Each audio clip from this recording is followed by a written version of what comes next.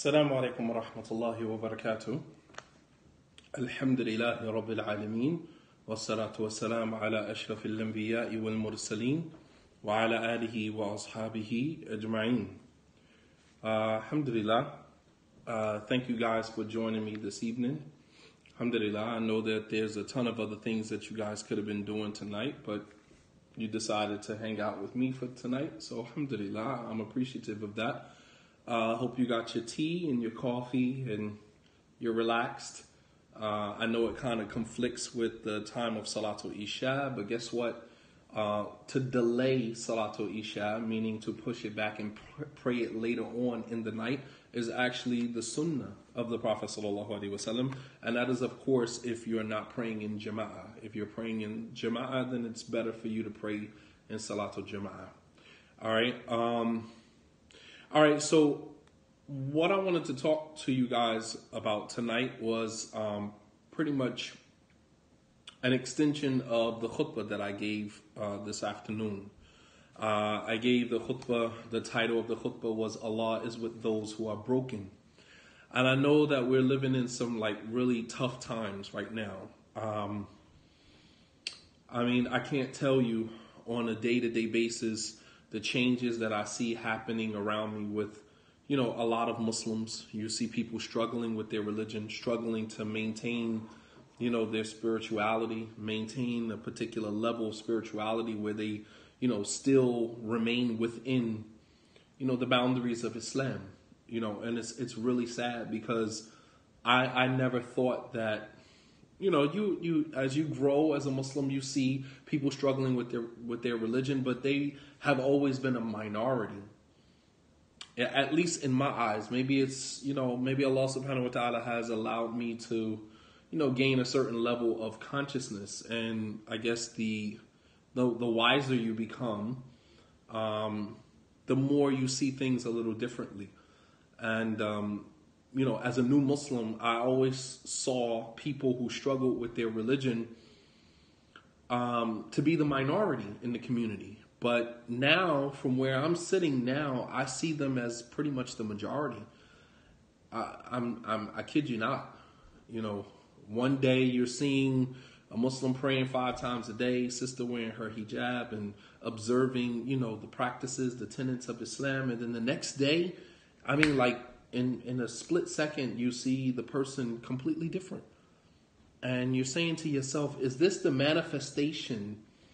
Is this the manifestation of the Prophet ﷺ statement about, trials and tribulations will come and, a person, will sell his religion for a share of this dunya, for a share of this world. The Prophet ﷺ, he did allude to that. And that, the believers, people will, be tried and tested in different ways. And to be honest with you, the trials and the challenges that we are facing today, they are really exposing, who we are. Those of us who, from a place of privilege and convenience can say, I'm a Muslim, I'm a believer. Anybody can say that, when they're not being tested. Anyone can say that. All right. But,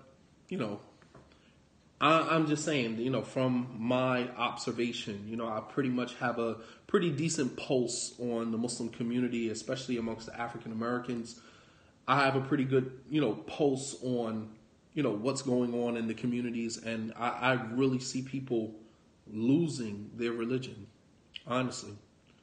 And one of the contributing factors to that is some of the challenges and the things that we have gone through or are going through currently in our lives, whether it is financial difficulties, whether it is relationship problems, whatever, I just see a lack of spirituality amongst Muslims. I'm just being honest with you. I think that it has always existed. But it existed, the lack of spirituality has always existed amongst, I can only speak for African American Muslims. I haven't really frequented, communities outside of my own culture, right? I've gone to foreign masjids and I've lectured there, but I haven't spent a substantial amount of time in a lot of those masajid to give a general overview of, the degree or the level of spirituality that exists in those communities. I'm not qualified to do that, nor will I do that. But what I can do is speak about the communities that I have spent most of my time with. All right. I've spent majority of my career as an imam, as a student of knowledge, as a da'i. I have spent majority of my career amongst African American Muslims. And I can tell you that the lack of spirituality has always been there. It was always there. And there's a lot of factors that contribute to that. I think it had a lot to do with the teaching, the way that Islam was being taught. It wasn't being taught from the perspective of spirituality and having a strong connection to God. It was, imposed on Muslims. It was dogmatically imposed on Muslims. You had to look like this. You had to dress like this. You had to use this phrase or this slogan or this term or this moniker or, it was superimposed on them, and, once, that imposition was kind of broken down, people just scattered all over the place. And there was no way to contain the community. There was no way to maintain the spirituality, the little bit of spirituality that some people had. And so, there are a lot of factors that actually contributed to that. But what I'm saying is that during that time, the Muslim communities were a little more tight-knit. So even if a person wasn't necessarily spiritually inclined, like there was still a cushion there. There was still a protection there for them. Many of our children were born and raised in Islam, and they weren't the most practicing Muslims. They weren't, the most spiritual of Muslims. And many of them may have kind of deviated from Islam and kind of, left the practices of Islam. However, they were surrounded by a community of Muslims. So, you couldn't really, that this person wasn't praying or this person wasn't fasting. That the person wasn't doing this or that, but there was a cushion. The community provided that cushion. So they weren't going to go but so far. And today that cushion has been removed, has been dismantled strategically. And I've spoken about that, on many of occasions, but that cushion has been dismantled. So today, when a person is not necessarily inclined towards practicing their religion or having a great relationship with God, it's more exposed now than it was then. 20 years ago, 25 years ago, if a person wasn't praying, wasn't fasting, or whatever the case may be, the only way you would know that would be to know the person personally, that this person doesn't pray, this person doesn't fast, this person doesn't practice their religion. Today, we can see people who pray and fast, and you can tell that the prayer and the fasting and the other rituals of the religion does absolutely nothing for their spiritual, does nothing to do, it doesn't impact them. Pray 5 times a day, yet you still smoke marijuana. Pray 5 times a day, yet you still have children out of wedlock. And I'm talking about people who say that they are practicing, practicing Muslims. But you can see the lack of spirituality despite the fact that they may have a handle on the rituals of Islam. And it's crazy. So 25 years ago, a person might not have even been a practicing Muslim, but you would never see the signs or traces of that. People had haya, people had modesty, people had a sense of responsibility to the community. Even if I didn't pray, I wasn't going to come around people who did pray with an attitude like I don't care or whatever the case may be. I'm still going to respect that. If I'm not fasting, I'm not going to eat in the face of somebody who's fasting. There was a sense of haya. There was a sense of shame and modesty. You understand? But today,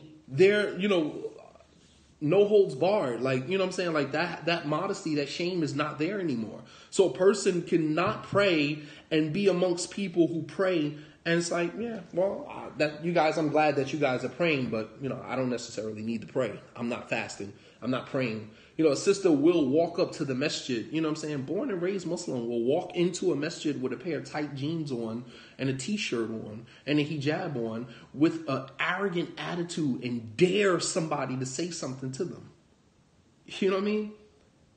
Dare somebody to say something to them. So, it's a totally different environment now, amongst Muslims. And so I'm going to kind of reiterate. I wanted to kind of use that as the premise, to my discussion, because it is really a serious issue.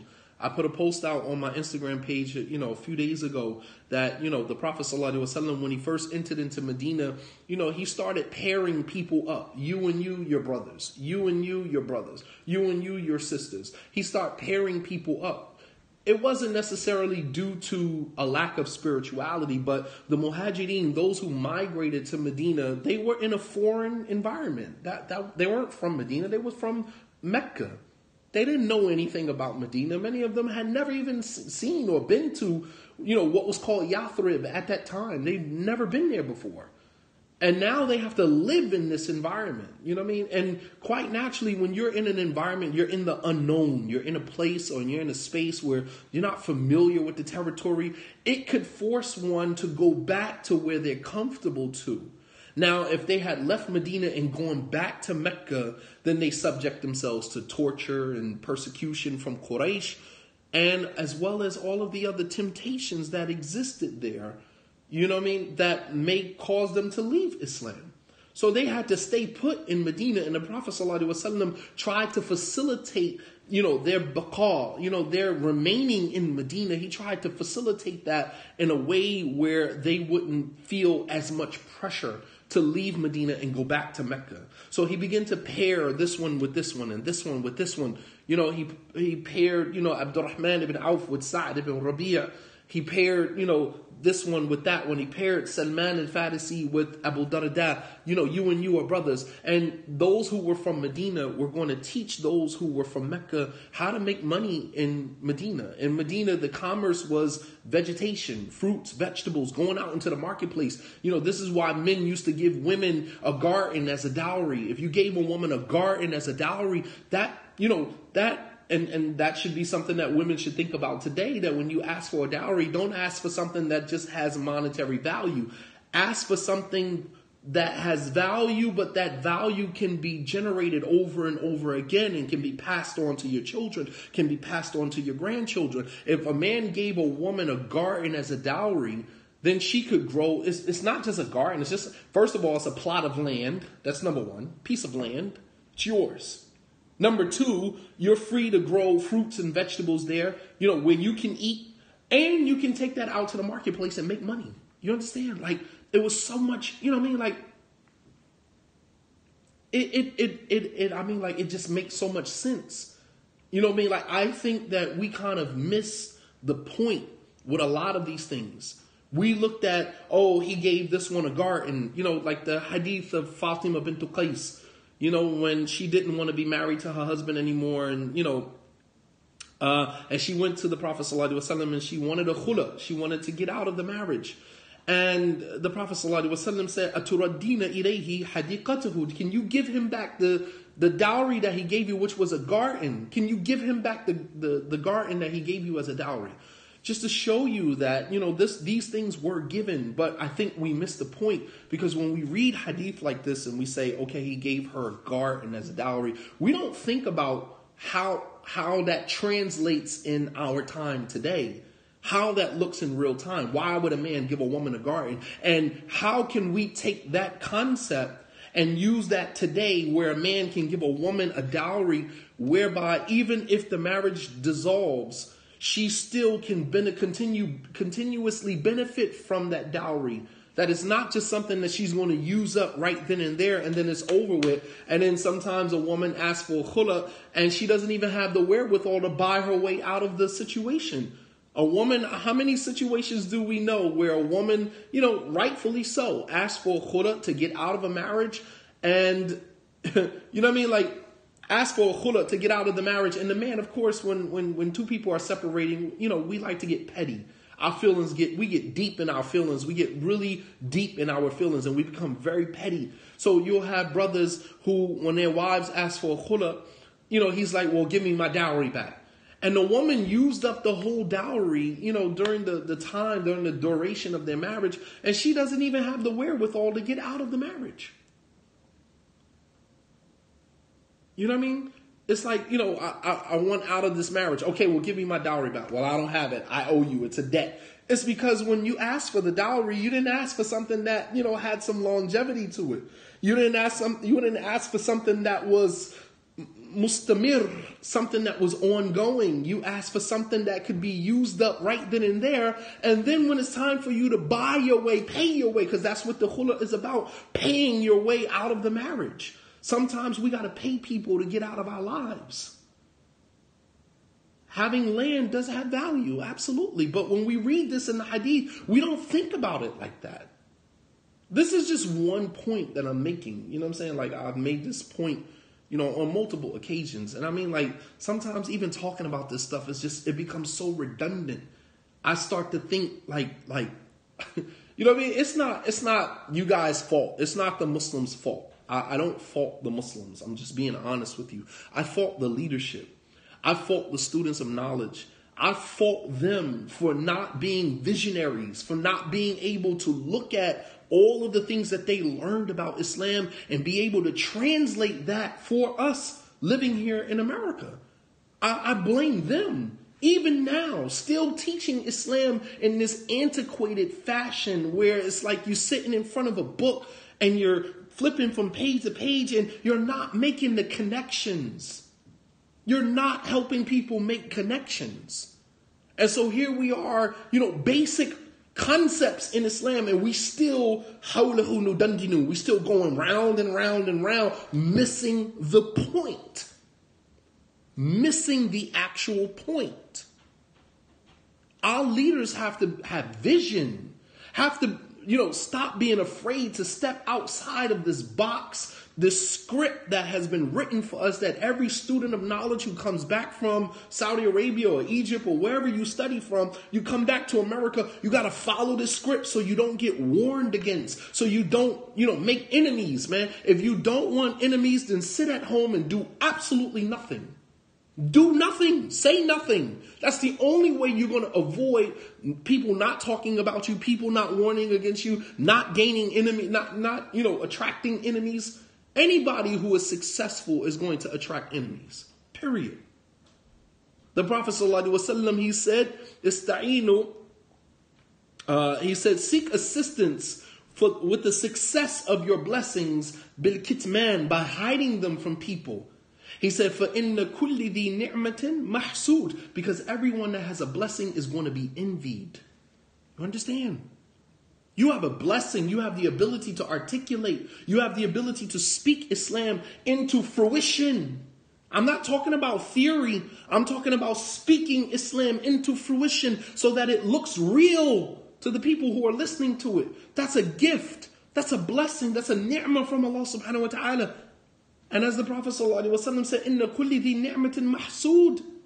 Every person that has a ni'mah, has a blessing, is going to be envied. There is no escaping that. We read story after story after story of the prophets and messengers, and we see how even their own people turned on them. Their own people turned on them. And who are we to think that it's not going to happen to us? If you tread that path of the prophets and messengers, you are going to experience some of the same trials and challenges that afflicted them. The same exact thing. The same exact thing. But, you know, sorry about that. But it's sad when you quote a hadith to someone, something so basic, and people will challenge you with the most ignorant of thinking. And you're saying to yourself, and then, you know, get mad and want to, you know, label you as being a deviant and not understand. You know what I'm saying?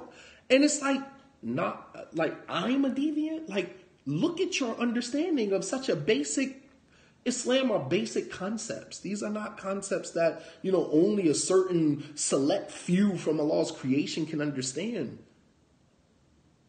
That the Quran is, guidance for all of mankind. Guidance for all of mankind on their different levels of understanding. So, it's not just some, Anyway, moving right along. With all of life's challenges, the human being is wired to be resilient.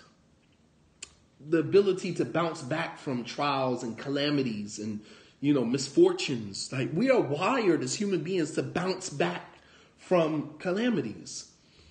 All right? So with all of life's challenges, the human being is wired to be resilient. Wired to be resilient and easily repaired when broken by people, circumstances, and situations. Sometimes we are broken by people. People break us, right? And the example that I used in the khutbah was divorce, where a man can divorce a woman and break her. The Prophet ﷺ was very explicit with that when he said that, the woman was created from the rib, very fragile. Not fragile in terms of her personality, but fragile in terms of her ability to handle, misfortunes and, attacks on her honor and her dignity and her, very fragile. He told, Anjasha, when they were riding and Anjasha was quoting poetry so the camels can move faster, and Aisha and Hafsa was in the back, and the Prophet ﷺ said, be careful, slow down, ala rislika ya Anjasha, slow down, Anjasha. Al-Qawarir, don't break the fragile vessels. Women are fragile. They're fragile. That doesn't mean that they're somehow weak or emotional, even though all of that is included in that. But a woman is not defined as being fragile. But there is some fragility there. It is. It's there. Easily broken. Easily broken. And the Prophet ﷺ, he said that the woman was created from the rib. And the most curved part of the rib is the top part.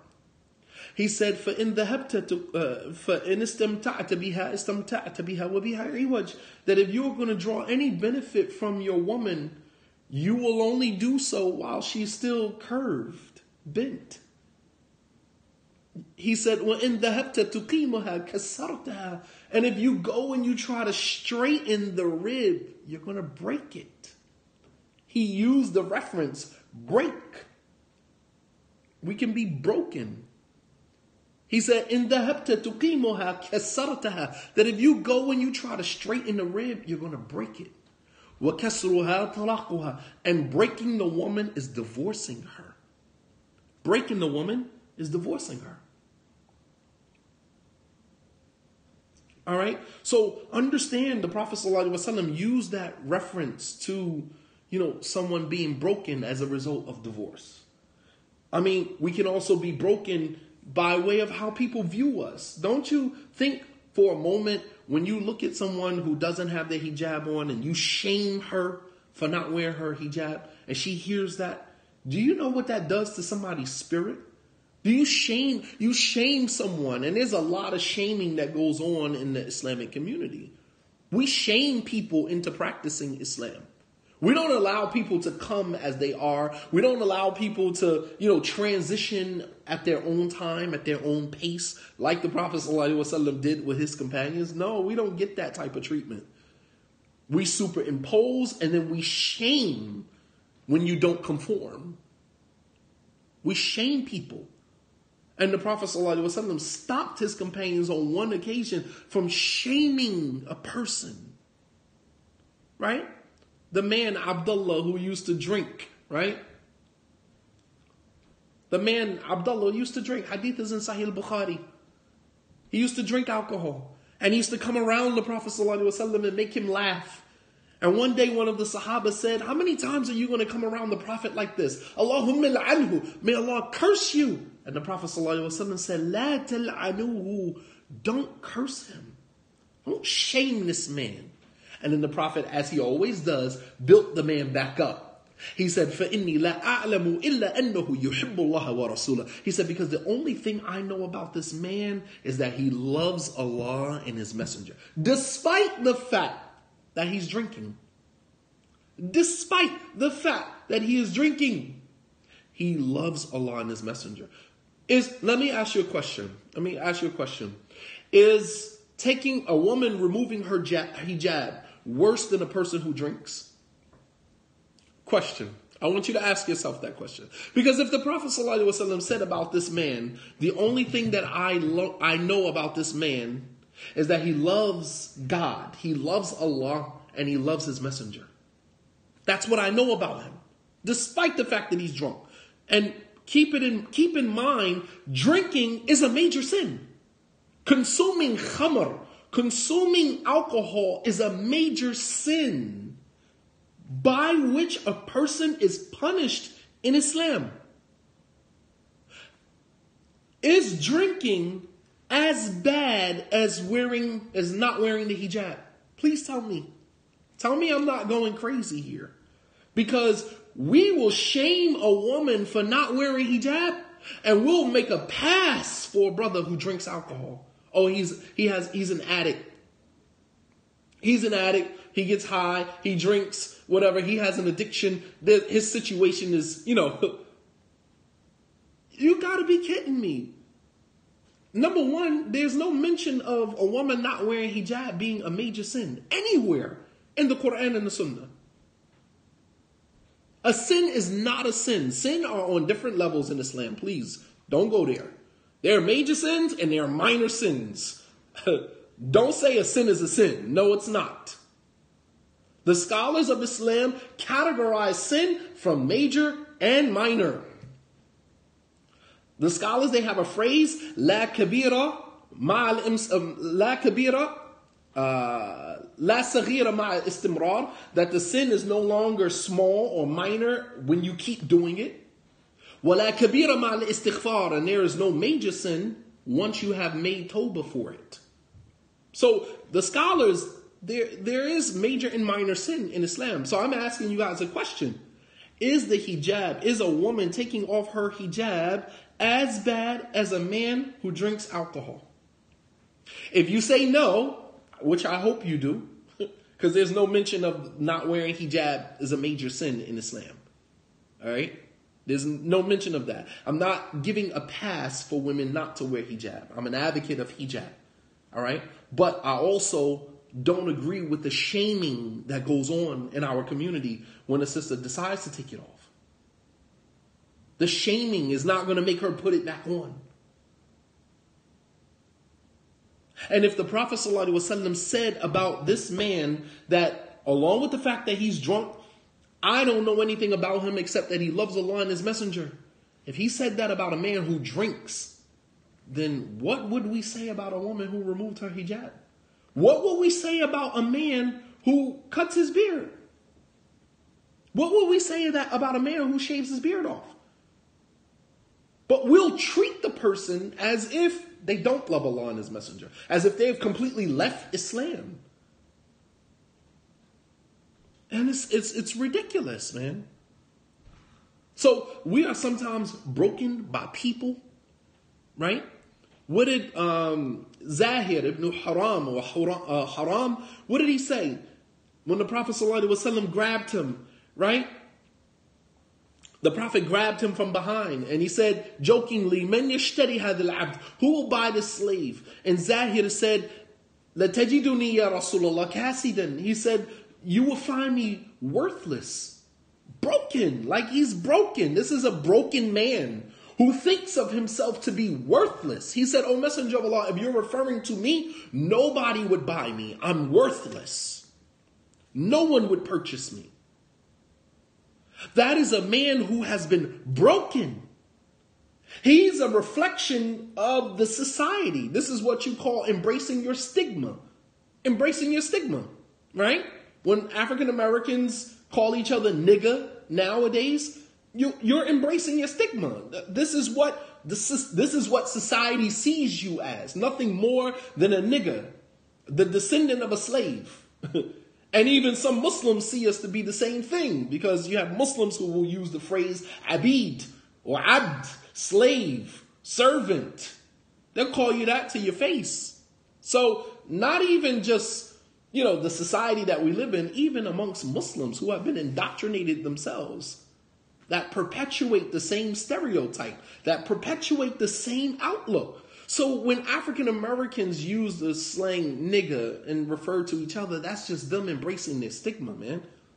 So when Zahir said about himself, I'm worthless, he's just embracing the way that his society viewed him.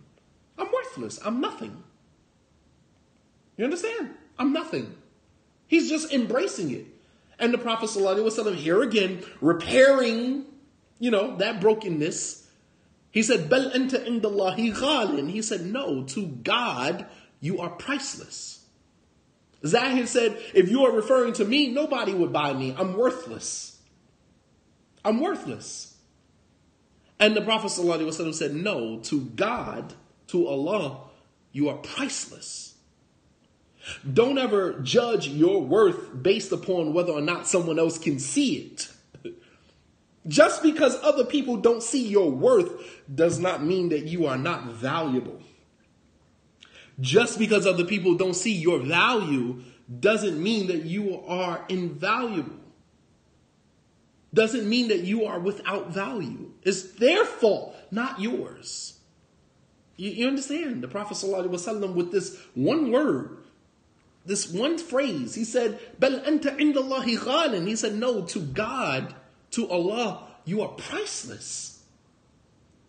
Regardless of whether people can see it or not, I see it. I see it.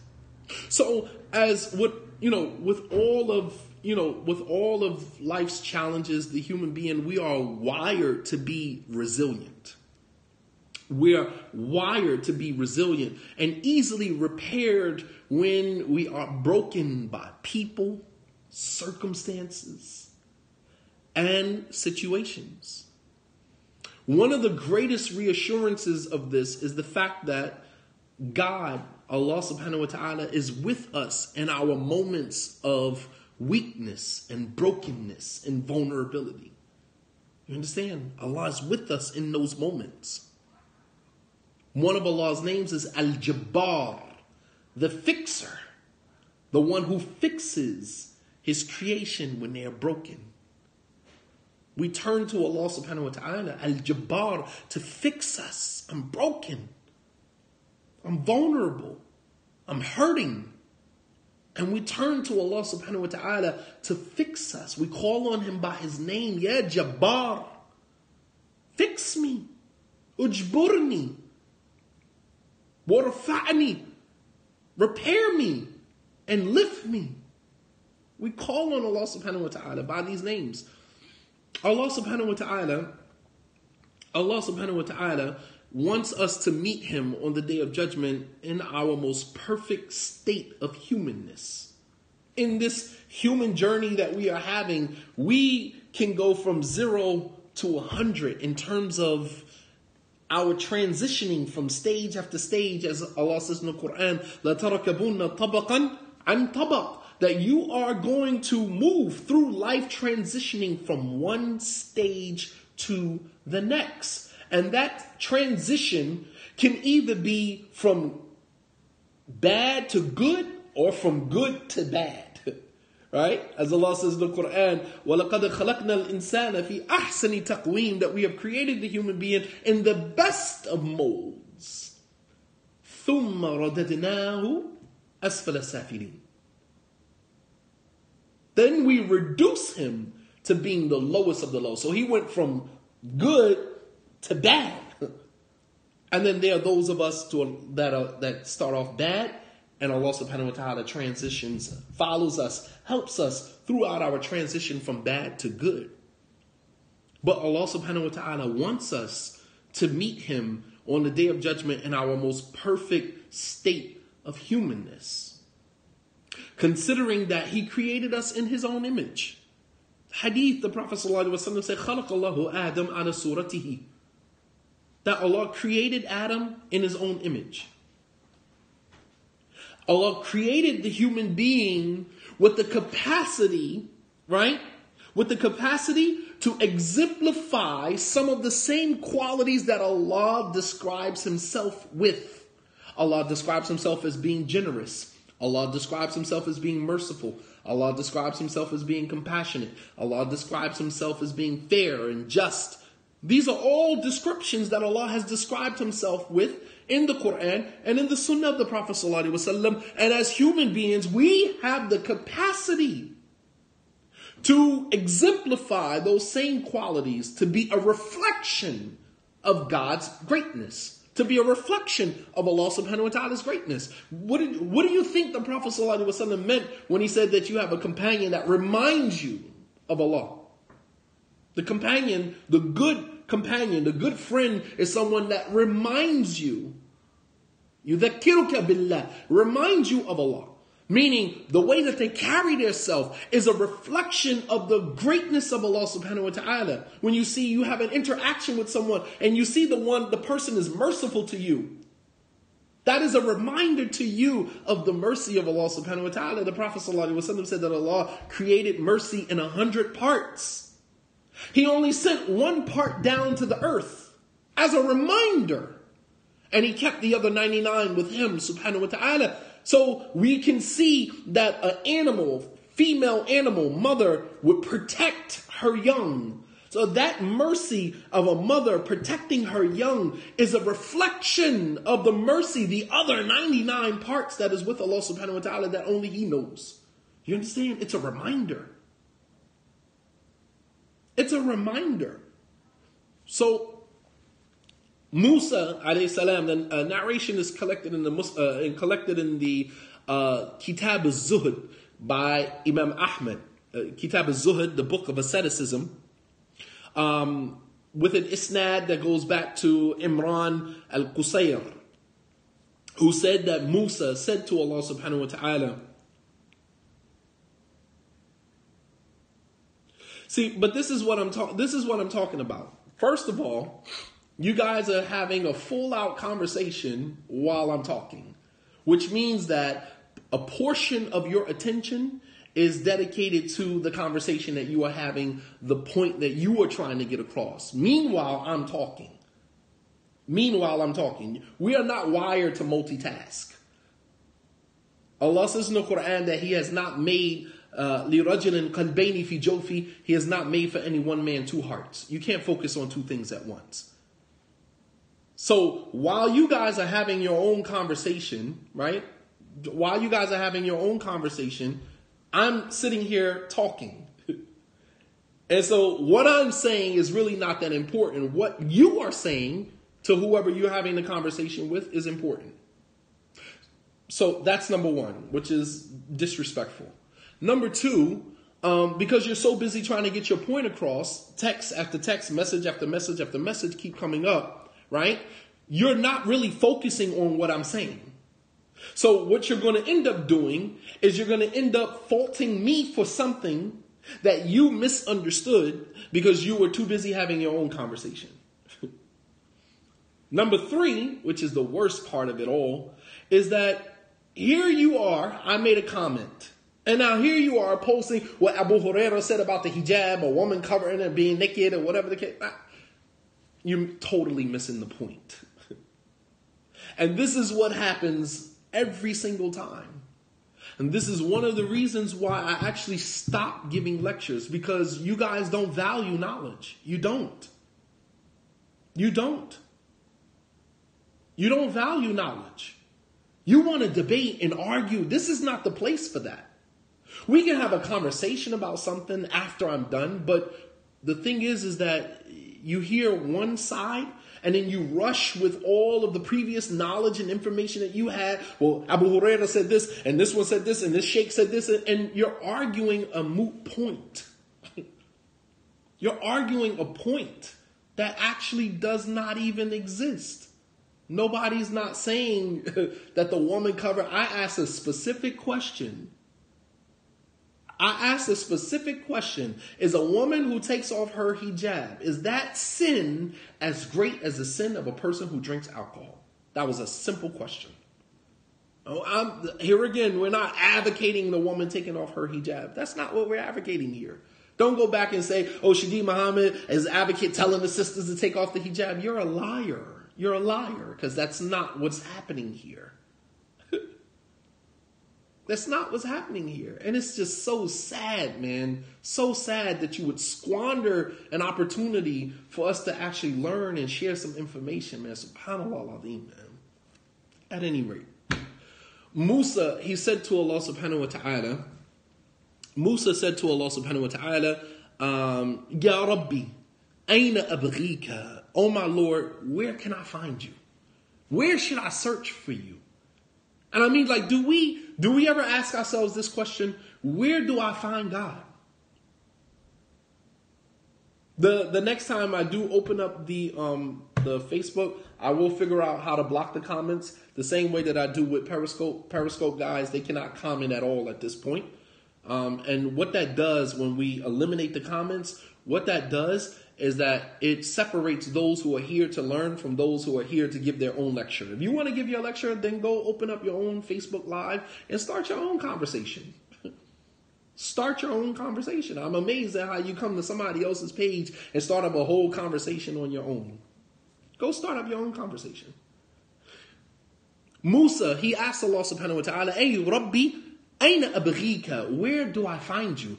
Do we ever ask ourselves this question? Do we ever ask ourselves this question? Where do we find God? Let me see if I can disable these comments. Okay. So, turn the comments off on my end. I'm guessing you guys can still comment, but I turned the comments off on my end, so I don't necessarily need to be distracted. Do we ever ask ourselves, where do I find God? Where do I find him? I mean, obviously, Allah subhanahu wa ta'ala is above his throne in the manner that befits his majesty. I'm talking about, where do we find God's favor? Where do we find the favor of Allah subhanahu wa ta'ala? Where do we find God's favor? Is God's favor with those who are wealthy, those who come from the upper tiers of society, the upper classes of society? Do we find God's favor amongst those people? Or do we find God amongst the lowly? Those who, are regarded as, nothing of society. Those who, have been broken, who are vulnerable, right? There was a movie that came out. They just did a part 2 to it, Split, right? And the guy, he says he's kidnapped some girls, and then, he kills a couple of them. And then the last girl, who herself was molested by her own uncle, and she had some scars on her body, and he was trying to break into the cell to get her, and he saw the scars on her neck and on her chest, and he backed up off of her, and he said to her that, those who have been hurt and those who have been scarred, they are the best of creation. Because what the concept here is that people who have never been through anything, they don't value anything. And so therefore their situation, their circumstances does not propel them to be great human beings. They might be great businessmen, great businesswomen. They might be great in that sense, but as far as being a human being, in touch with all of the human emotions that make our human experience what it is supposed to be, that can only happen when people who have been broken, people who are vulnerable, people who are fragile, people who have been broken by circumstances, because now they appreciate life. They understand what it means to be vulnerable, right? They understand what it means to be, weak. They understand what it means to be in need of God's assistance. They understand what that means. Think about yourself when, you don't have much and you're struggling, and think about how sincere your dua is versus, when you get your taxes. Nobody's thinking about making dua when we get our taxes. We got our money, off we go shopping, getting out all of the things that we need. And then when the money is running low, then we're like, oh, Allah bless my money. And, you're hoping something happens to help, replenish what you've already spent. You understand? Like, people who come from places of privilege, they don't value the human experience. But people who have been hurt, people who have been broke, when you think about marriage counselors, right? Many people who are marriage counselors are people who have experienced divorce themselves, who have been hurt and broken by previous bouts with marriage. You understand? This is what makes their counseling so passionate, because they've been through it themselves. Allah subhanahu wa ta'ala wants us to meet him on the day of judgment in our most perfect state of humanness. And that can only happen when we have been broken, when our vulnerabilities have been taken advantage of, right? Allah subhanahu wa ta'ala created us in his image, created us with the capacity to exemplify and to adorn ourselves with some of the same qualities that he has defined himself with. Obviously not on the same level as him, but we can be compassionate, we can be merciful, right? We can be forgiving, we can be, fair and just. Inna Allah yuhibbul muqsitin. Allah loves those who are fair and just. Inna Allah yuhibbul tawabin wa yuhibbul mutatahhirin. Allah loves those who are pure. Allah loves those who, make tawbah. There's certain qualities, characteristics that Allah subhanahu wa ta'ala loves. Is not Allah a tawab, turns to his creation? And Allah yuhibbul tawabin, and he loves those who turn to him in repentance? These are qualities. Every quality that Allah describes himself with is a quality that he loves. He described the Prophet ﷺ, وَكَانَ بِالْمُؤْمِنِينَ رَؤُوفٌ رَحِيمٌ. And he was to the believers, meaning the Prophet ﷺ, he was to the believers, رَؤُوفٌ رَحِيمٌ, compassionate and merciful. He described the Prophet ﷺ with two qualities that he describes himself with. The Prophet ﷺ, he took that and he actually began to exemplify the same qualities, and Allah praised him for it. So Musa, he asked Allah subhanahu wa ta'ala, Aina abghika, where do I find you? Where do we find God's favor? And then go to that place and work in that space so that we can earn Allah subhanahu wa ta'ala's favor. See, this is where we miss the mark. Because we're so selfish that we miss the picture. We miss the picture. We miss the big picture. We're so selfish. I know students of knowledge who would never step foot in this masjid or that masjid. Abu Muslima told people not to call the masjid on 4th Avenue in East Orange, call that Masjid Dirar. Right? The masjid of the hypocrites. Went on a complete campaign about that. And you have Muslims today, right now, 20 years later, will not step foot in that masjid. I mean, we allow people to superimpose on us restrictions that prevents us from being in the spaces where Allah subhanahu wa ta'ala's favor is at. I'm not going to that masjid to lecture. These people are astray. These people are deviants. I'm not stepping foot in that masjid, but that is where Allah's favor is. You have, some of these orgs and organizations and, who will never come to African American masjids and teach and educate. They'll, book a room in a hotel, book a room in a hotel, or they'll book a room at a college or a university in the suburbs somewhere, and they'll invite, the students to come. And it's a joke. The fiqh of chilling, the fiqh of, watching TV, the fiqh of, hanging out, the fiqh of this and the fiqh of that. And while that might seem like it's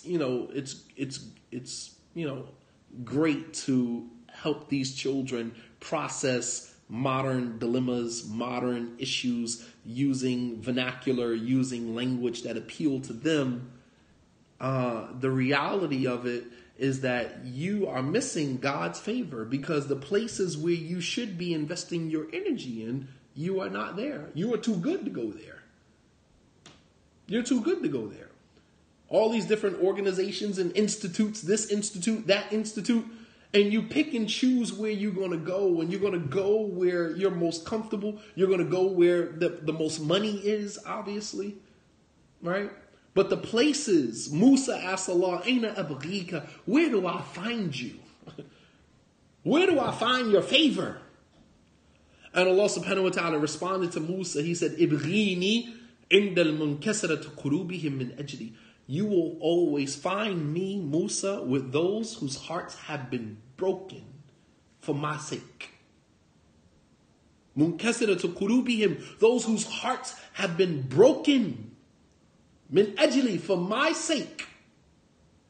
فإني أدنو منهم في كل يوم وليلة باعة ولولا ذلك لانهدموا. I come closer to them. I'm close to them during the day and during the night. And had it not been for me being close to them, those whose hearts, whose spirits have been broken by people, by their circumstance, by their situation, had it not been for the fact that Allah was close to them, لانهدموا, they would have crumbled under the weight of their circumstances. So for those of you who are broken right now, you listening to me, you feeling like you're vulnerable, you're weak, you're broken, you're fragile. The only reason why you are still standing is because Allah subhanahu wa ta'ala does not place a burden on you more than you can handle. Allah knew you could handle it before He gave it to you.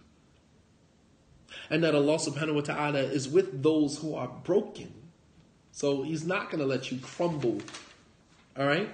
And this is contrary to the beliefs that we hold about ourselves during these times. Sometimes we often feel alone. Nobody sees me. Nobody hears me. We feel alone. We feel unheard. We feel ignored. We feel insignificant in the sight of God. We feel insignificant. Why do I matter? God has all of these creatures. Why should I matter? Right? Allah subhanahu wa ta'ala has all of these creatures that He cares for. Why should I matter? So sometimes we feel ignored, crumbling under the weight of our own fear and anxiety and insecurities, our lack of knowledge, right? Most of the time our fears is incited by shaitan. Sometimes our fears are self-inflicted, and sometimes our fears are incited by shaitan. As Allah says in the Quran, إِنَّمَا ذَلِكُمُ الشَّيْطَانُ يُخَوِّفُ أَوْلِيَاءَهُ فَلَا تَخَافُوهُمْ وَخَافُونِي إِن كُنتُم مُؤْمِنِينَ. Allah says that is shaitan who tries to still fear, يُخَوِّفُ أَوْلِيَاءَهُ, tries to instill fear in the awliya, the wali, the companion, the friend of Allah subhanahu wa ta'ala, the friends of Allah. Shaitan tries to instill. Allah already told us that He is with those who are broken. But as we are in that state of brokenness and vulnerability and weakness and fragility, right? We tend to think at that moment that God is not going to hear me. God is not going to give me a way out of this situation. Allah is not going to make a way out for me. Allah is not going to forgive me. Allah is not going to, make my situation easy. And that comes from shaitan. Sometimes it's self-inflicted due to our ignorance of Allah. And sometimes it is, demonically inflicted. Sometimes it's personally self-inflicted and sometimes demonically inflicted. Shaitan tries to still fear and anxiety. Anytime somebody comes to you with some information to try to make you afraid to do something that is right, know that person is shaitan. Anytime you are trying to do something that is right and someone comes to you and tries to instill fear in you of moving on that belief or moving on that issue or moving on that endeavor, then know that person is shaitan. Because shaitan is the one who tries to instill fear in us. All right? And we fail in that moment to realize that Allah subhanahu wa ta'ala hears and sees everything. Nothing escapes Him. Allah says in the Quran in Surah Al-An'am, لا تسقط من ورقة إلا يعلمها, that not a leaf falls from a tree except that Allah knows about it. not a leaf falls from the tree, except that Allah knows that that leaf is falling. If Allah subhanahu wa ta'ala is aware of something as insignificant as a leaf falling from a tree, how could Allah subhanahu wa ta'ala not be aware of your situation of brokenness, your situation of fragility, your situation of vulnerability, your situation of brokenness, how could you believe that Allah is not aware of your situation? Allah is aware of the insignificant leaf that falls from a tree. How could you believe that He is not aware? And you're not insignificant? You mean more to God than a leaf falling from a tree? And if Allah subhanahu wa ta'ala is aware of a leaf falling from a tree, how could you believe that Allah is not aware of your current circumstance, your current situation? You understand? I'm going to skip forward here because there's a quote from Ibn al-Qayyim that I want to capitalize off of while we're in this space right here. Ibn al-Qayyim, pay attention to this. Ibn al-Qayyim, he said, إِذَا أَرَادَ اللَّهُ بِعَبْدِهِ خَيْرًا أَلْقَاهُ فِي ذَنْبٍ يُكَسِّرُهُ بِهِ وَيُعَرِّفَهُ قَدْرَهُ وَيَسْتَخْرِجْ مِنْهُ دَاءَ الْعُجْبِ فيكون هذا الذنب أنفع له من طاعات كثيرة. Ibn al-Qayyim, so profound. He said that if Allah wants good for one of His servants, follow me. These type of statements provide context to the current misfortunes, calamities, adversities that we are currently going through. They provide context so that we see it in the right light. We see it in the right light. This is why I'm doing my course, Detoxing Ourselves from Ourselves, Silencing Your Inner Critic. Sometimes we are our own worst enemy. Simply on the perceptions that we have, that we hold, the thoughts that we hold become our own worst enemy. And we have to challenge our thoughts, challenge our beliefs. Why do you believe that? And get to the root of the problem. And stop treating the symptoms. What we end up doing is treating the symptoms. Ignoring it, Makeover. I mean, you're treating the symptoms. Let's get to the root of the problem. And the root to a lot of our problems stems from the perceptions that we have that have been created by other people. I'll say that again. Much of the problems that we experience in our spiritual journey, and sometimes our own personal journey, has less to do with the obstacles that are in front of us and more to do with the perceptions that we hold about those obstacles that were created, these perceptions that were created by people other than ourselves. Other people told us that's going to be a problem for you. This is going to be a fitna for you. That is going to be this for you. And it's like, no. I remember when I was in prison, right? And I remember brothers used to say, oh, you're a pretty boy, you're going to go home and get caught up, or you're going to go home and do this, and you're going to go home. And I used to be like, nah, that's not me. And you're seeing people go home, come back on parole violation, go home, come back. And I start scratching my head, and I start saying to myself, are you mean to tell me that none of you Negroes can go home from prison and practice Islam on the streets and never come back here? I mean, they made it seem like it was almost impossible. Yo, man, it's rough out there. And it's just like, nah, it's rough in here. You sharing a cell that's only a couple of feet wide, couple of feet long. You sharing a cell that you got to put a string up and put a white sheet over it so you can take a dump in private. Meanwhile, you're still smelling it because you're in the same cell with the dude. You talking about, yo, it's rough out there. Nah, dude, it's rough in here. What are you talking about? You like coming to jail? Like, you like this? You like eating, I mean, it's just like, I'm just scratching my head and I'm saying to myself, like, you gotta be kidding me. But these are fears that other people project on you. So you actually have brothers who will leave the prison system and already have one foot back in the system. You already have 1 foot back in the system. You just left, but you got 1 foot already in because of the perceptions that have been created for you by other than you. People telling you you're not going to make it. People telling you you're going to fail. People telling you what you're going to do when this happened or when that happened. It's like, that's your experience, not mine. Don't superimpose that on me. And alhamdulillah, by the grace and mercy of Allah subhanahu wa ta'ala, I was released in the year 2000, never to return to prison ever again. It's 2019. I have not stepped foot, you know what I mean? Like, not 1 foot in a prison cell since I was released. And this is the issue. This is the problem. These are perceptions. The same thing with marriage. Some people go into marriage and they already got 1 foot in divorce, because of the perceptions that have been created for you. Fear and anxiety that have been created for you by other people who failed at marriage. I don't even know why you're going into marriage, man. Like, when people start talking like that, you got to step away from them. You got to distance yourself from them. It's almost like Ibn Abbas, when he told one of his companions from the Ansar, come on, let's go learn from the Sahaba before they're no longer around.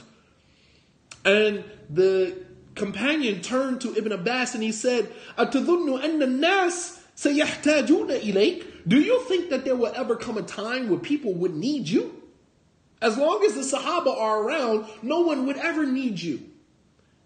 And Ibn Abbas said, فَتَرَكْتُهُ, I left him and I went on my journey to go seek knowledge from the companions. Years later, Ibn Abbas said that he was in Damascus. He was in a masjid in Damascus, and people were, or Ibn Mas'ud. He was in a masjid in Damascus, and the same man walked into the masjid and saw Ibn Mas'ud teaching, and he said that he was right. It was Ibn Abbas. It was Ibn Abbas. He said he walked into a masjid and saw him teaching. He said, and he realized at that moment that Ibn Abbas was right and he was wrong. This is the perception that he's trying to create within him. He said to Ibn Abbas, do you think that there will ever come a time when people will need you? This is that mentality that people are going to superimpose on you, their limitations. If you feel like you're not, competent enough to do this, then don't superimpose your incompetence on me, man. Don't superimpose your, perceived incompetence on me because you feel like you can't do it. Don't tell me I can't do it. All right. And we do this in the Muslim community. We do it. Oh, why are you going and lecturing alongside this person? Why are you going to that masjid? Listen, if you can't do that, then don't stop me from doing it. I'm going to go lecture wherever I feel comfortable. As long as I'm not obligated to make any compromises or whatever, and I can still speak Quran and Sunnah, the methodology of the Salaf, as long as I can say that and no restriction, I'm going to go wherever I damn well please and lecture. Nobody superimposes on me where I go, who I speak alongside of, and who I share a platform with. That's not your place, man. If you don't feel qualified enough or adequate enough to do that, then don't superimpose your incompetence on me. Don't do that. And then find fault and criticize me behind my back because I did something that you didn't have the gall, you didn't have the audacity to do. But Ibn al-Qayyim, he said that if Allah wants good for his servant, إِذَا أَرَادَ اللَّهُ بِعَبْدِهِ خَيْرًا, that if Allah wants good for his servant, أَلْقَاهُ فِي ذَنْبٍ يُكَسِّرُهُ بِهِ, he allows him to fall into a sin that will break his spirit. وَيُعَرِّفَهُ قَدْرَهُ, and as a result of falling into that sin, he is now aware of who he really is. Because until we are challenged, right, you will never know who you really are. We can sit from a place of privilege. We can sit from a place of convenience and say we this and we that. I'm Salafi, I'm this, I'm on the Sunnah, I'm on the Minhaj, I'm on this, I'm on that. Until you get trapped in the room like Yusuf, alayhi salam, Prophet Yusuf, you get trapped in the room with the woman. What do you do in that situation?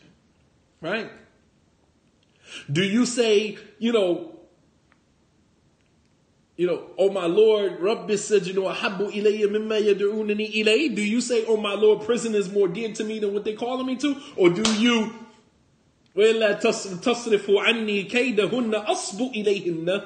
if you don't turn their plot away from me, I might fall victim to that? That was the comment of Prophet Yusuf alayhi salam. This is a prophet.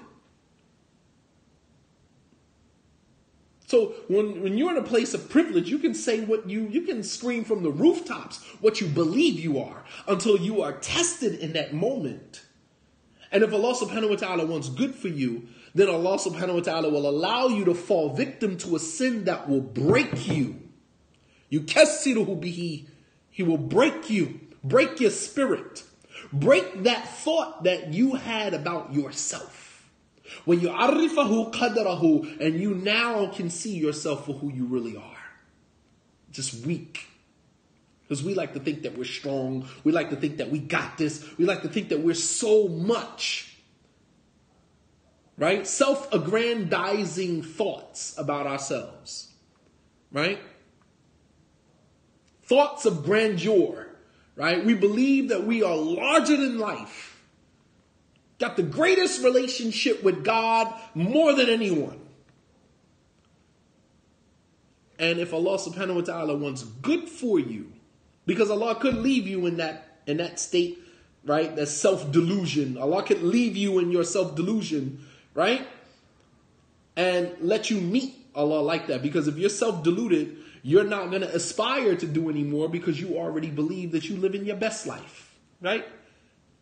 You're self-deluded. You're not going to aspire to do more because you already believe that I am at my best at this moment. When in fact, you're not at your best. You might actually be at your worst. You're just so damn self-deluded you can't see it. Allah could leave you in your state of self-delusion. But if Allah wants good for you, He allows you to fall victim to a sin. To fall into a sin, yukassiruhu bihi, will break your spirit. Break those high hopes, those, self-aggrandizing thoughts that you had about yourself. Break all of that. And allow you to see yourself for who you really are. وَيَسْتَخْرِجْ مِنْهُ دَاءَ الْعُجَبِ. And as a result of that, Allah will remove from you the disease of arrogance. The disease of self-aggrandizing thoughts that you have about yourself. فَيَكُنُ هَذَا ذَنْبٌ أَنْفَعْ لَهُ مِنْ طَاعَةٍ كَثِيرًا. So in this case, falling victim to that sin became better for you than doing multiple acts of obedience. So in that passage, Ibn al-Qayyim, the title of the passage is how sin can actually be better for you than acts of obedience. So if someone was to say, sin, there are times when sin can actually be better for you than acts of obedience. And the person would probably look at you and say, what? How? And then when you explain to them this, because when you do acts of obedience, sometimes if you don't have that humility, it'll make you arrogant. Whereas falling victim to a sin will break you. It will break you. So understand how, strength is just pain that has been, revamped. When you see people that are strong, that doesn't mean that they've been strong all the time. When you see people who are strong in their spot in terms of their spirituality, in terms of their practice of Islam, a lot of times it's not that they're strong in their spot because they did a whole bunch of reading, they did a whole bunch of, contemplating, they memorized all of this Quran. Sometimes it's not about all of that. Sometimes what made them stronger Muslims are the plethora of mistakes that they've made in the past. And the pain that was created as a result of those mistakes. So what you are actually seeing is strength, which is in reality pain that has been revamped. You understand? So profound, man. So profound. And while I'm talking, I'm sure there's people still having conversations. So the message just kind of goes straight over your head. And it's all good, man. That's your life. We only here for a short period of time, so I don't have a whole bunch of time to sit around doing a bunch of gossiping, talking frivolous conversations about. Make sure that your conversations are purposeful and meaningful. Every conversation that you have with someone should be purposeful, meaning that conversation just, serves a purpose. And it's meaningful, meaning the conversation within itself has meaning, has weight to it. has depth. You understand? I'm not into frivolous talk, frivolous conversations, whether online or offline. And anyone knows me, my conversations, we to the point. I don't have a whole bunch of time to be, dancing around any issues. I don't have time like that. The Prophet ﷺ said 2 blessings that most people miss out on. نِعْمَتَانِ مَغْبُونٌ فِيهِ كَثِيرٌ مِنَ النَّاسِ 2 blessings that most people miss out on. That's health and free time. I don't have a lot of free time. So, we're commenting. The comments should be purposeful and meaningful. So the point that I'm making is that Allah subhanahu wa ta'ala is with those who are broken. Allah subhanahu wa ta'ala tests us in our lives, not to break us, but to strengthen us. A person could ask, how does Allah testing us strengthen us? It strengthens you because once you have been broken by your tests, once it has exposed your vulnerability, then you run to Allah. فَفِرُّوا إِلَى اللَّهِ. You run to Allah subhanahu wa ta'ala and you're looking for that comfort. You're looking for Him to build a fortress around you to protect you. You're looking for that protection. All right? Allah subhanahu wa ta'ala does not test us to break us. He tests us to make us stronger. Because the pain that you are going to experience from that you're going to benefit from that. You understand? You're going to benefit from the pain. All right? We live in a time of, severe, extreme, physical, psychological, mental disorders. Sometimes inherited genetically from our parents. Sometimes we inherited trauma from our parents. Right? Did you know that? Sometimes we've inherited trauma from our parents. It's called generational trauma.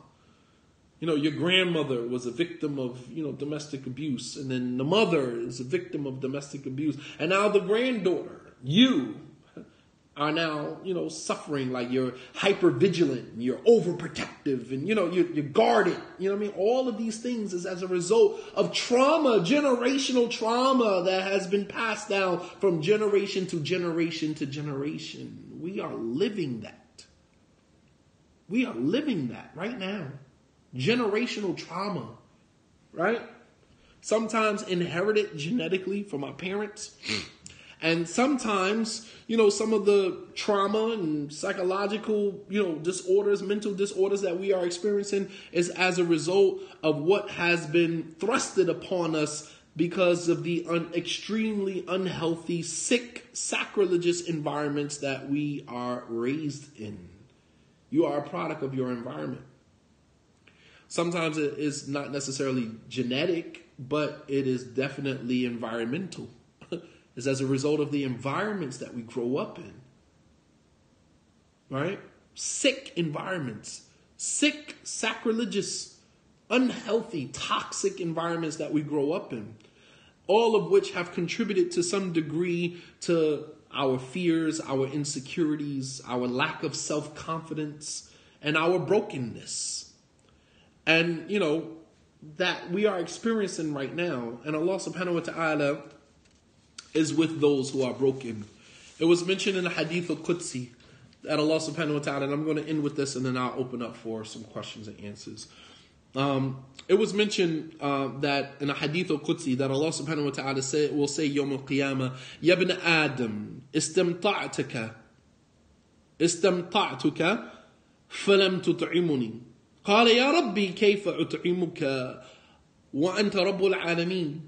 That on the day of judgment, Allah subhanahu wa ta'ala will call out, Ya ibn Adam, O child of Adam, istamta'tuka. I asked you for food. I sought food from you, nourishment from you. فَلَمْ تُطْعِمُنِي. And you didn't feed me. قال يا ربي كيف أطعمك وأنت رب العالمين. And the servant will turn to Allah and say, Oh my Lord, how am I going to feed you? And you're the Lord of everything that exists. And Allah subhanahu wa ta'ala will say to the man, Istamta'ataka abdi fulanun falam tut'imuhu. Ama law at'amtahu lawajadta dhalika indi. He said, my servant so-and-so asked you for food and you refused to feed him.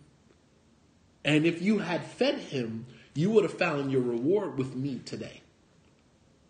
This also alludes to the fact that our interaction with one another is an extension of our relationship with Allah subhanahu wa ta'ala. He said that if you had fed my servant, you would have found your reward with me. At the beginning of the hadith, he said, I asked you for food, but you didn't feed me.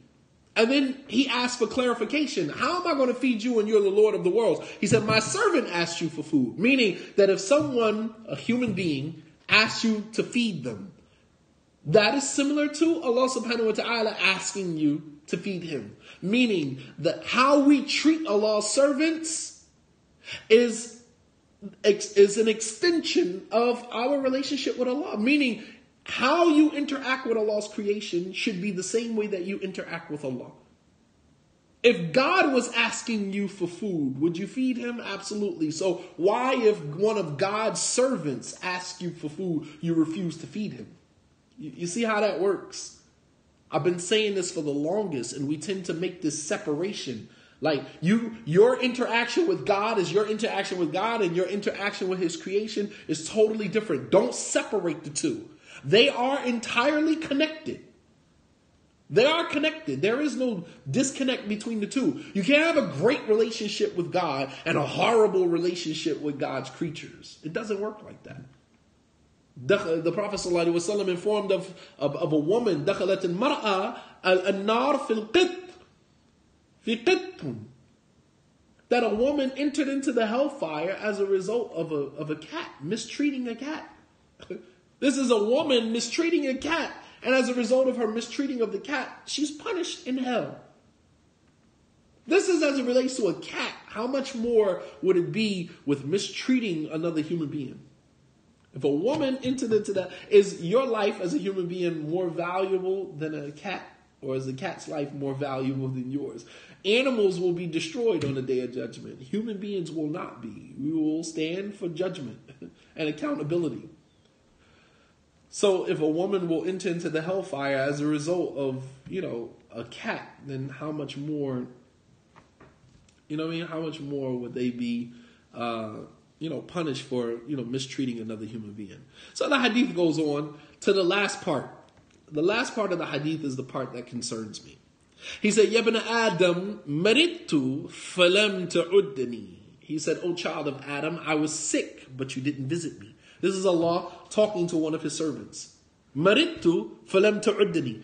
That I was sick and you didn't come visit me.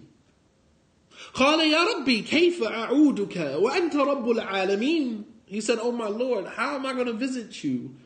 And you're the Lord of the worlds. How am I going to visit you? I don't understand. I need clarification. How am I going to visit you and you're the Lord of the worlds? He said, أما إن عبدي فلان مرض فلم تعده أما لو وعدته لوجدتني عنده. He said, my servant so-and-so was sick, but you didn't go visit him. He said, if you had visited him, you would have found me with him. Because Allah is with those who are broke. Our brokenness sometimes can be a sickness. A matter of being unhealthy. You know what I mean? That's a form of brokenness. Ask anyone right now who's suffering from, diabetes, or suffering from cancer, or suffering from, whatever ailments, physical, mental ailments that they are suffering from right now. Broken. Notice in the first two lines, he said, if you would have fed him, you would have found your reward with me. In the second line, he said, my servant was thirsty. He asked you for a drink. You didn't feed him. If you would have you didn't give him anything to drink. If you would have given him drink, you would have found your reward with me. He said, my servant was sick and you didn't visit him. Had you visited him, you would have found me with him. He didn't say you would find your reward with me. He said you would have found me with him, because Allah subhanahu wa ta'ala is with those who are broken by their circumstances.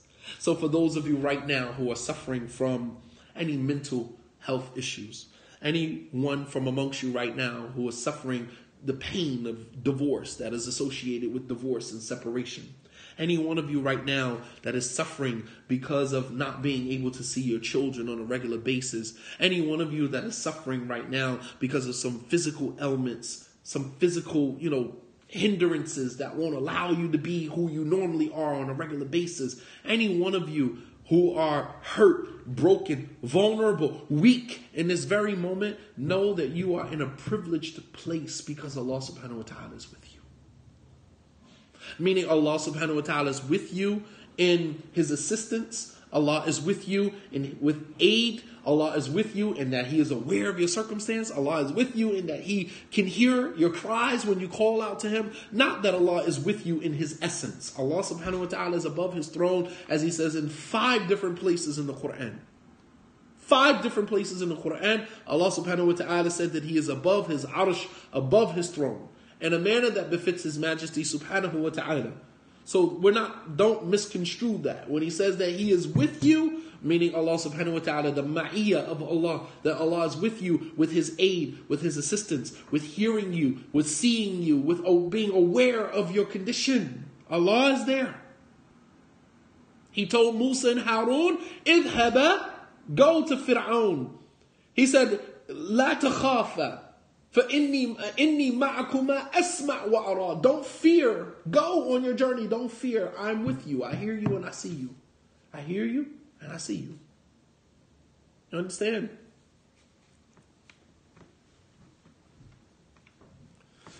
And why is Allah subhanahu wa ta'ala with those who are sick? Because there is a pain that is associated with sickness.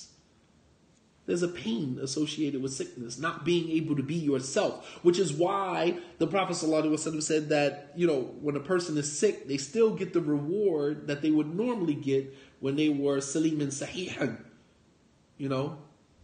when they were, healthy. You still get the same reward when you worship Allah. When you're sick, you still get the same reward as if you were worshiping Him, healthy.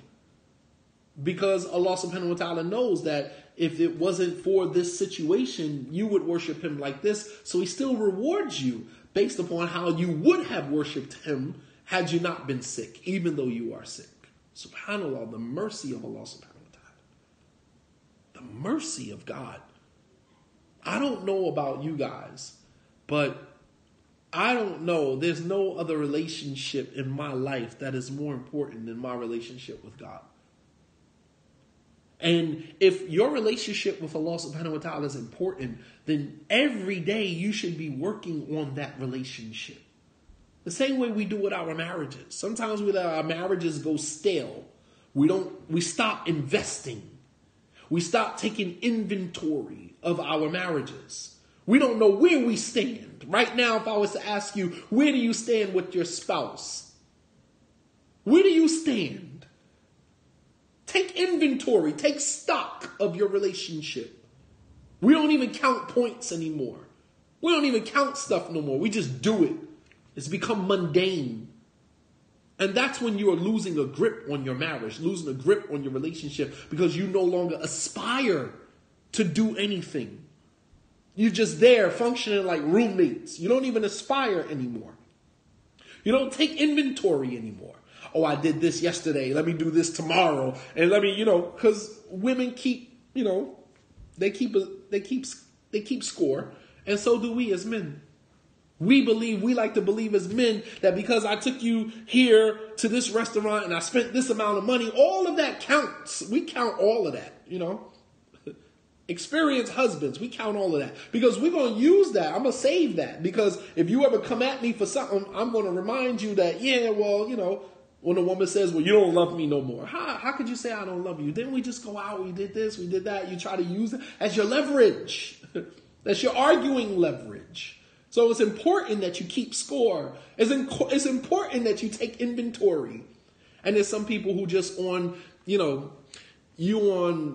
airplane pilot mode. You on airplane mode, right? In your relationship, just coasting. You're not taking no inventory, not keeping score, nothing. Stale marriage, mundane. Everything is mundane. Everything is mechanical. Some of our relationships with Allah subhanahu wa ta'ala is the same exact way. We don't even take inventory anymore. And the beauty of taking inventory in your relationship with Allah subhanahu wa ta'ala is that you can use that to your advantage. When you need something, you can say, oh Allah, you can make tawassul with it. You can say, oh Allah, if I did this for your sake, then bless me with this. If I did this for your sake, then give me this. If I did this for your sake, then open up this door for me or make this easy for me. You can use that to your advantage, right?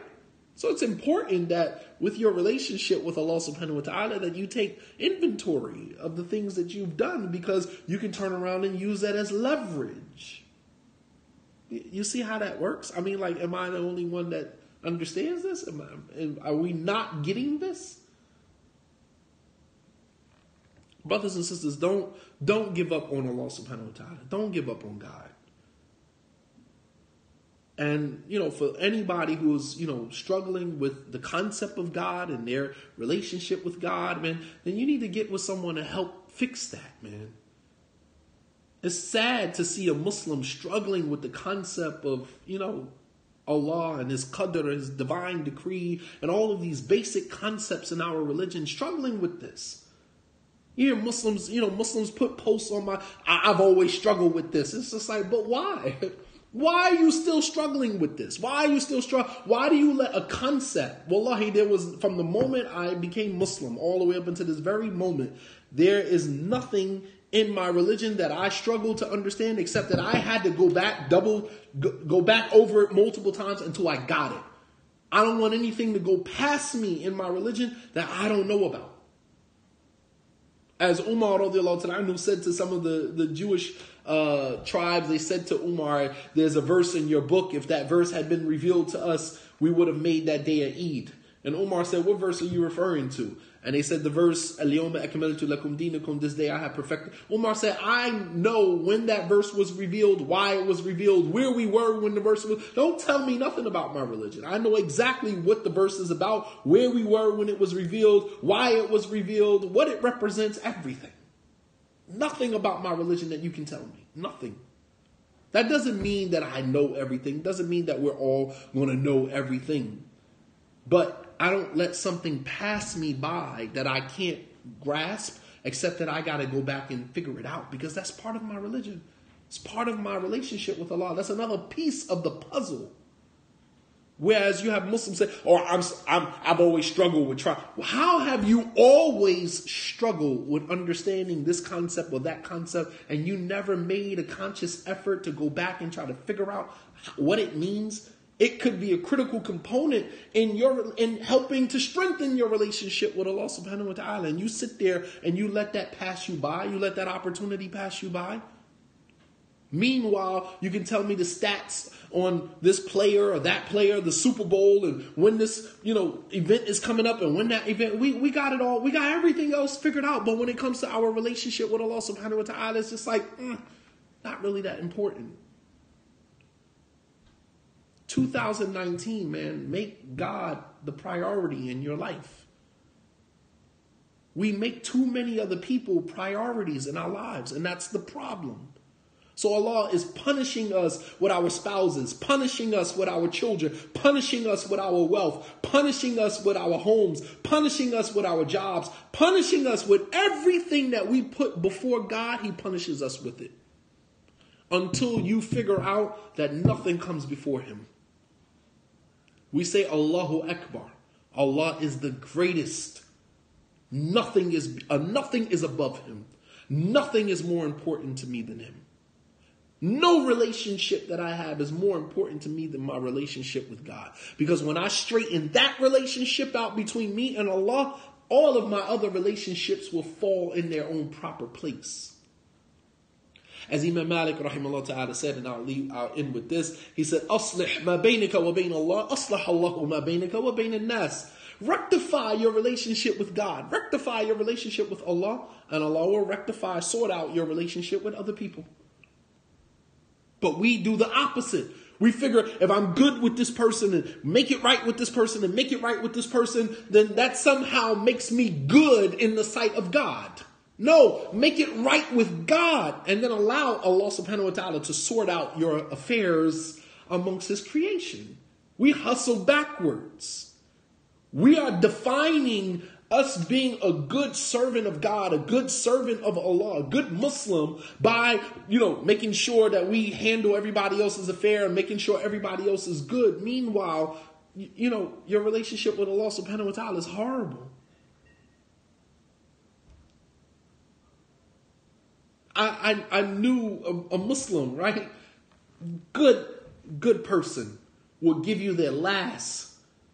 However, they didn't pray, didn't fast, didn't do anything.